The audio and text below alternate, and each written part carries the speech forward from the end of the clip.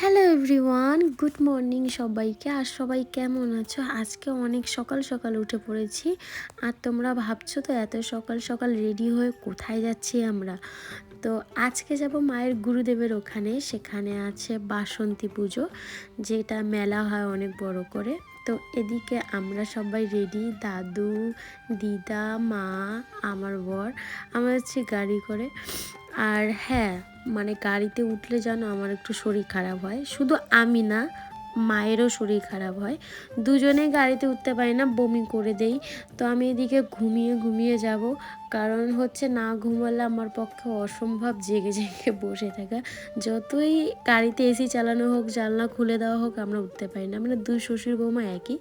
তো এদিকে আমরা ফাইনালি পৌঁছে গেছি। তো গাড়িটা পিছনে রেখে এদিকে আমার তোমরা ভাবছো তো এটা ফাঁকা কেন? আরে মেলায় তো যাচ্ছি, আর দাদুকে একটু সামনে নামিয়ে দিয়েছি, কারণ দাদু এত দূর হাঁটতে পারবে না। তাই তো এখন চলে আসি মেলার মাঝখানে, যে মানে মন্দিরের গেটের সামনে। এখন দাদু হাঁটতে পারবে না, এই হচ্ছে তো এখন তোমরা একটু ভাবতেই পারো যে মেলা কেন এত মানে আমাদের লোকজন কেন নেই। দল আমিও প্রথমে ভেবেছি বেলায়, আমার বরকে এসেছি সকালবেলা, ওরা মেলা বলে তাহলে এত লোক কম কেন। তোমরা এখন ভাবছো তো একটু দাঁড়াও, একটু ওয়েট করো, তারপর ওয়েট করো। তো এখন মন্দিরের ভিতরে ঢুকেছি, সর্বপ্রথমে মা নিয়ে যাচ্ছে। এখানে মূর্তিগুলো কত সুন্দর, রাধা গোবিন্দ, এদিকে মা প্রণাম করে নিচ্ছে, হরিচান গুরুচান, তারপর আমিও প্রণাম করে নিচ্ছি। তোমাদের মনে কোশ্চেন থাকতে পারে যে মন্দির এত ফাঁকা কেন। প্রথমে ঢুকে আমিও বলেছি কি গো, এত মন্দির ফাঁকা কেন? তো বলছে কি দাঁড়াও, একটু ওয়েট করো, মন্দির ফাঁকা নয়, একটু ওয়েট করতে থাকো, তারপর বলবে এত ভিড় কেন। এখন বলছো ফাঁকা কেন, পরে বলবে ভিড় কেন। তো এইদিকে যারা যারা রাত্রেবেলায় এসেছিল সবাই ওইদিকে রেস্ট করছে। তো এইদিকে বাইরে বেরিয়ে দুটো আমি পায়রা দেখেছি, কি সুন্দর হোয়াইট কালারের। তারপর মা বললো চলো বৌমা এদিকে যাই। এদিকে অনেক কাপড় শুকোতে দিয়েছে যারা রাত্রেবেলায় এসেছিলো তাদের, স্নান করে। তো এইদিকে আমি মেলায় ঘুরতে ঘুরতে দুটো খুন্তি নিয়েছি, কারণ বাড়িতে যে খুন্তিগুলো আছে সেগুলো আমাদের রান্না হয়ে যায়। যখন বিরিয়ানির জন্য রান্না করি তখন আমাদের খুন্তি ছোট হয়ে যায়, কারণ হাতে আঁচ লেগে যায়। তো মা দেখাচ্ছে চলো এই দিকটা ঘুরে আসি। আর এদিকে দেখতে পাচ্ছ খিচুড়ি রান্না হচ্ছে ভক্তদের জন্য। তো এদিকে কতগুলো থালা স্টিলের, আমি তো ভেবেছি প্লাস্টিকের থালা ব্যবহার করি, বাট না, এতগুলো ভক্তেরও স্টিলের থালা ব্যবহার হচ্ছে। আর এদিকে কি সুন্দর একটা মহাদেবের মূর্তি দেখতে পাচ্ছ, কি কিউট লাগছে। আর সেই মহাদেবের মূর্তিটার ভিতরে আছে এই শিবলিঙ্গ। তারপরে এখানে প্রণাম করে নিয়ে বাইরে বেরোলাম। এদিকে হচ্ছে ভক্তদের খাবার দাবার সেই জায়গা। আর আমার বর আমার বন্ধুদের একটু দেখা পেয়ে এদিক ওদিক ঘুরছিল, আমি মায়ের সাথে ছিলাম। তো বলছে চলো তোমাকে কিছু খাইয়ে নিয়ে এসে, ওরা খেয়ে নিয়েছে। তারপর আমি পরোটা খেয়ে এদিকে চলে আসি। এদিকে আমাদের দল রেডি হচ্ছে মন্দিরে যাওয়ার জন্য, মানে মন্দিরে দল ঢোকাবে। এদিকে সবাই রেডি হয়ে এসে, দেখতে পাচ্ছ কতগুলো লোক। এখানে তো শুধু অর্ধেক ছেলেগুলো মানে রেডি হয়ে বাজাচ্ছে, আরও কিছু ছেলে রেডি হওয়ার জন্য এদিক ওদিক গেছে। আমার বর সেরকমভাবে কোনো কিছু মানে পরে আসেনি। তো এখানে এসে সে ইয়েলো কালারের টি শার্টগুলো পরে নিচ্ছিল। ও গেছে গাড়ির ওখানে রেডি হয়ে আসছে, ও সুজয়। তো দেখতে পাচ্ছ এখানে ডাঙ্কা বাজছে, একবার আওয়াজটা শোন তোমরা। তো এখানে সবার প্রথমে একজন কমেন্ট করেছে, আর রাজেশ আলী, আমার নামটা নিও বোন, আমার নাম Saima, please. Thank you Saima. তারপর একজন কমেন্ট করেছে, মুর্শিদাবাদ থেকে বলছি দিদি, তোমাকে দেখতে খুব কিউট লাগে, তোমার সব ভিডিও দেখি খুব ভালো লাগে, প্লিজ রিপ্লাই দিও। থ্যাংক ইউ, তোমার নাম নেই তবে creative point, thank you so much. তারপর একজন কমেন্ট করেছে, জুলি খাতুন, শ্বশুরবাড়িতে প্রত্যেকটা মেয়েকেই কাজ করতে হয়, আমাদেরও মা, আমাদের বাপের বাড়িতে বউ, তারা কেমন কাজ করে বলো তো। সত্যি, আমরা যদি শ্বশুরবাড়িতে কাজ করে আমাদের চাকর মনে হয়, তাহলে তো আমার মারাও তো শ্বশুরবাড়িতে কাজ করতেছে, তাহলে আমরা মায়েদের কি চাকর বলবো? একদম ঠিক বলেছো দিদি। তারপর একজন কমেন্ট করেছে, বোন তুমি কারো কথায় কান দিও না, তুমি এইভাবে হাসি খুশি থেকো, এই ভিডিওটা ফেসবুকে দেখেছি, খুব ভালো থেকো, thank you Mamuni দাঁড়িয়া। Thank you দিদি। তারপর একজন কমেন্ট করেছে, মামনি সূত্রধর, দিদি আমি আসাম থেকে বলছি, আমার নামটা নিয়েও খুব ভালো লাগে তোমাকে, থ্যাংক ইউ দিদি। তারপর একজন কমেন্ট করেছে, দীপিকা মণ্ডল, তুমি খুব ভালো দিদি, আমার নামটা নিও, থ্যাংক ইউ দিদি। তারপর একজন কমেন্ট করেছে, অপর্ণা পণ্ডিত, দিদি ভাই তোমার ভিডিও খুব ভালো লাগলো, প্লিজ আমার নামটা নিও ভিডিওতে, প্লিজ, আমি অপর্ণা, থ্যাংক ইউ অপর্ণা। তারপর একজন কমেন্ট করেছে রিম্পা, বোন কারো কথায় কান দিও না please, love you. Thank you দিদি এতটুকু সাপোর্ট করার জন্য। তারপর একজন কমেন্ট করেছে বৌম্যান, তোমাকে যে বা যারা খারাপ বলে তাদের মুখের উপর জবাব দিয়ে দাও। আর কত জবাব দেব, আর কত মানুষের জবাব দেব বলো দিদি বা দাদা, আর কত লোকের জবাব দেব, অসম্ভব আমার পক্ষে। তবে হ্যাঁ, যতটুকু দেওয়া সম্ভব, যতটুকু দেওয়া যায় আমি অতটুকু দেওয়ার চেষ্টা করি। তারপর একজন কমেন্ট করেছে বিদিত গোড়াই, ওদের মনে হিংসা জন্মেছে তাই এমন বলে, এড়িয়ে যাও। যারা ভালোবাসা দিচ্ছে তাদের মনে রাখো, আমার নামটা নিও বোন। থ্যাংক ইউ দিদি। আর হ্যাঁ, এটা তো ঠিক যে হিংসার কারণে অনেকে অনেক কথা বলে। তারপর একজন কমেন্ট করেছে ইচ্ছা মিত্র চৌধুরী, আমার বিয়ে 1.5 বছর হয়ে গেল, আমি এখনও এত কাজ করে উঠতে পারিনি, কারণ আমার শ্বশুরবাড়িতে করায় না আমাকে দিয়ে।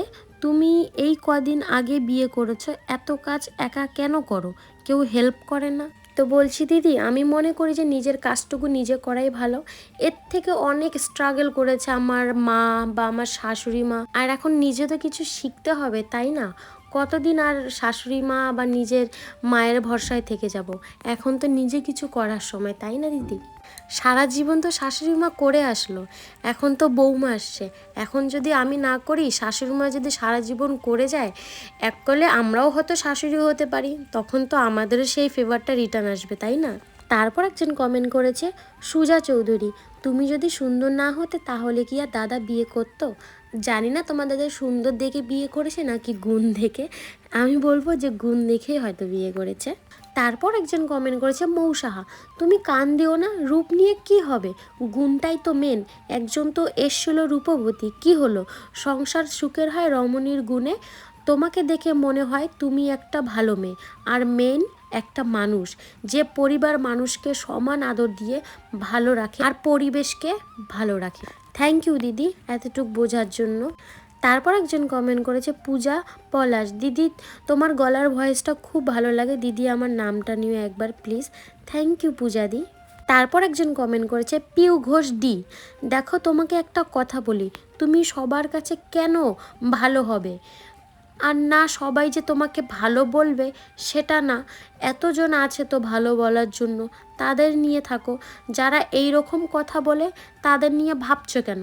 আর হ্যাঁ, তুমি বলেছিলে তোমাদের লাভ স্টোরিটা বলবে, সেটা কোথায়, তুমি কি ভুলে গেছো? প্লিজ প্লিজ প্লিজ আমার কমেন্টটা পড়ো, আশা করি ভালো লাগবে। Thank you. আর হ্যাঁ, আমি ভুলিনি, অবশ্যই বলবো তোমাদের, যেদিন বলবো সেদিন আমি তোমাদের স্টোরিতে দিয়ে দেবো। আর যারা যারা ভালো বলেছো, খুব ভালো বলেছো, তাদের নামগুলো বলছি, পম্পি, রিয়ামনা, পূজা, তারপর পিঙ্কি দাস, সৌমিতা, তারপর আছে তিতলি বিশ্বাস। থ্যাংক ইউ তোমাদেরকে সবাইকে। তারপর একজন কমেন্ট করেছে সোনাম ভুজেল ছাত্রী, তোমার প্রত্যেকটি ভিডিও আমি দেখি, অনেকে তোমাকে বলছে তুমি দেখতে নেপালিদের মতো। সো আমি তাদের উদ্দেশ্যে একটা কথা বলতে চাই, নেপালিরা কি খুব খারাপ হয় দেখতে, সুন্দর হয় না? এই কারণে বললাম, বিকজ অফ আমি একজন নেপালি, তাই এসব কমেন্ট আমার গায়ে লেগেছে। যারা এরম কমেন্ট করছো তারা একটু বলো নেপালিরা কি দেখতে খুব বাজে হয়? অ্যান্সারটা দিও প্লিজ। অ্যাটলিস্ট একটা কথা বলবো, নেহা অনেক মিষ্টি তুমি, love you from Madarihat. Thank you Sonam. আর সত্যি লোকের ভাবনা চিন্তা কি আমি নিজেও জানি না।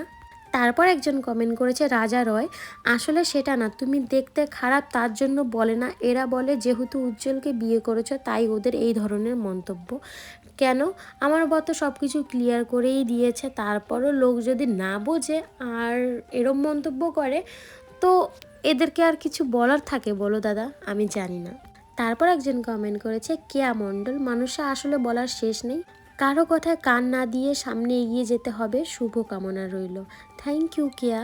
তারপর একজন আমাকে কমেন্ট করেছিল, বলেছে কি ঠাকুরকে কি একটু ফল জোটেনি, একটা একটা নকুলদানা দিয়ে পুজো দিয়েছিলে? তো বলছিলাম কি, থালা ভর্তি প্রসাদ দিয়ে যদি সেই প্রসাদ নষ্ট হয়ে যায়, তার থেকে একটা নকুলদানা দিয়ে প্রসাদ গ্রহণ করাটা আমি অনেক ভালো মনে করি। আর ঠাকুর কখনো বলেনি আমাকে থালা ভর্তি প্রসাদ দাও যদি তোমার মনে না ভক্তি থাকে। একটা লকুনদানা দিয়েও যদি আমার মনে সেরম ভক্তি থাকে তাহলে আমার ঠাকুর তাতেই গ্রহণ করবে দিদি। মেলা দিয়ে তারপর গিয়েছিলাম মেজো মাসির বাড়িতে। বিয়ের পর মেজো মাসির বাড়িতে প্রথমবার গেলাম, আর মেজো মাসিকে আমি প্রথমবারই দেখলাম আজকে। আর দাদু দিদা নেই আমাদের সাথে, কারণ দাদু দিদা মাসির বাড়িতে থেকে গেছে।